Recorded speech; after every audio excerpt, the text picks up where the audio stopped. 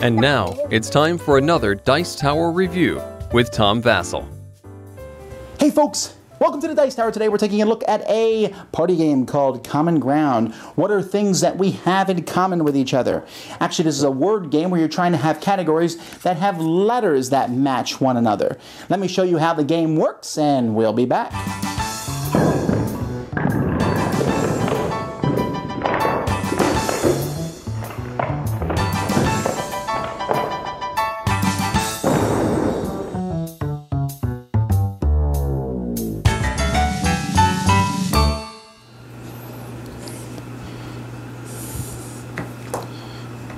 So here's the board, which is kind of bland. Essentially, you're trying to get your piece from the start zone to the end zone. This is just a way to keep track of your points. Each player is going to get a pad here and a pencil, and they're also going to get a set of cards of their color. So here you have 4 monkey cards. There's a super instant round, there's a no action, there's a 2 roll and advance rounds for each of the colors. So the monkey, the blue is the car, etc. So what players are going to do is, one player, it's their turn, kind of, where they get to pick the category. We're going to turn over and look at the first category. So the category here is fictional characters. So at that point, each player is going to take their pad, and one person is going to pick 3 fictional characters. So in this case, let's say I say Snow White. It's a good fictional character. Greatest character of all time, Optimus Prime. And then the best superhero, Peter Parker. Now everyone has written those 3 words down on their pads. So I look, boom, boom. Everyone's written those words in their pads. Then we take category 2 out from the pile, and this one is occupations and job titles. Now what you're going to do here is you're going to write occupations and job titles down in category 2, trying to get to the point where the letters match. So here I am, I'm thinking, and we'll flip a timer so that everybody has a certain amount of time here to think. And so for the first one, let's see, I'll pick lawnmower. Okay, and because lawnmower, you can see the OW matches the OW here in snow. And then for the second one, maybe I can think of, let's try music teacher. Okay, and music teacher is a good one because the MUS matches the MUS here. Doesn't matter where they are in the word. And then for the third one, I think hard and I get plumber. So I have ER, ER. So that's 2, 3, and 2. So I've gotten 7 matching letters. So then we look at what the other players have done.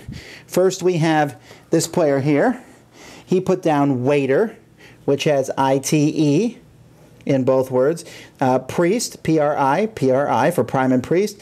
And Peter Parker, carpet layer, PET, PET. So that's 3, 3, and 3. This guy got 9 matching letters. And then the third player has Snow White, an architect. Here we have HITE, HITE, Optimus Prime and primary teacher, PRIM, PRIM, and Peter Parker and park ranger, park and park. So 4, 4, and 4, this guy got 12, so he wins the round. Now, when one person wins the round, that person is going to get 5 points. If you ever land on a space with someone else or there's a tie, then you have a one-off where you turn over some cards, and then the first person to give some kind of match between those cards gets to go forward a spot.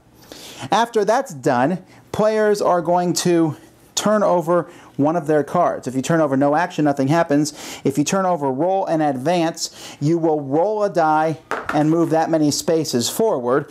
Of course, when you use these, they're gone. And super instant round, you're going to pick somebody else, go up against that person for 4 points.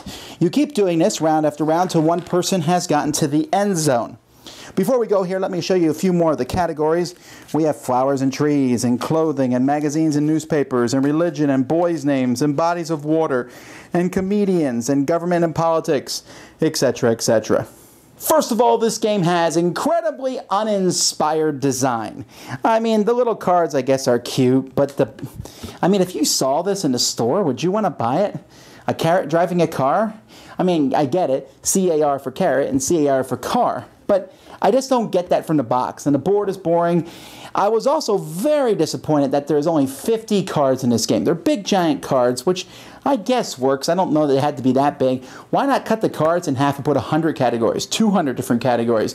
It would provide a lot more. Now, I do think that these pads are nice and big. They last for a full game if you use both sides of them, so they'll last for a while. And the pencils are your typical cheap miniature golf course pencils. The cards are okay quality. But okay, enough about quality and such. The gameplay itself. First of all, these cards are ridiculous. Why were these even included in the game? Roll a die and that's how far you move? Really? We're adding a roll and move mechanism for no reason at all? So I play my card and I get a 1, I play it again, I get a 2, you get a 6 and a 5? What? What? What? If you do want to play this game, and that's possible, take these cards, rip them up, throw them away. Okay? Because they add nothing to the game. You should not play with them at all, even if you do it. The gameplay itself is fun and interesting. I think it's good, but it's very thinky. I mean, it's a really good thing this timer's included, because you will sit there and think for a long time. Now, you saw those different categories, and I had 2 letters and 3 letters and 4 letters. I will admit, put together this review, for the 4-letter ones, I used the internet to find words that kind of match like that, because when I'm playing this, I get 2 and 3-letter matches. I think I might have once got a 4-letter match, and I think that was because the words were the same, like Snow White and snowstorm, for weather. You know, things like that. Those are pretty obvious, but if it's that obvious, usually everybody gets it. It allows for some very clever wordplay, but this is almost the kind of puzzle where you would kind of just turn over 2 categories and work on your own, this solitaire exercise, because that's what it feels like. It's a very thinky, quiet game. People write the words, oh, I didn't think of that word, oh, that's, you know, there's some interesting things, but it's not like fun. We're not seeing that here in Common Ground. It's a thinky game, so in that best, I mean, you could play it with a lot of people, but you'll have silence around the table. Then everyone reads their answers, oh, that's interesting. And then they all get mad because they realize what a dumb mechanism this is. The game is okay. Not a party game I would want to keep. I like the idea of matching the letters, but it's almost too thinky to be part of a board game. It's more like a puzzle, something I'd work on an airplane or something. To do it simultaneously with other people, yeah, it's kind of a cool intellectual challenge, but it doesn't have that fun, that zing to it. It's almost too much work to do with other people. So that's Common Ground. I think there are some people out there who would enjoy this, who want to get together quietly and work together, but I think the majority of people, this is going to be too cerebral for them, and also they will be annoyed. But rip the cards up and you don't have to worry about that part. Do it. Go do it now. Thanks so much for watching the Dice Tower videos. Find more great videos and reviews, as well as our top-rated audio podcast at Dicetower.com. You can also find other great shows at Dicetowernetwork.com. I'm Eric Summerer, and you've been watching The Dice Tower. The Dice Tower is sponsored by Cool Stuff Inc., where you can find great games for great prices. Cool stuff in stock. Check them out at CoolStuffInc.com. Shut the door.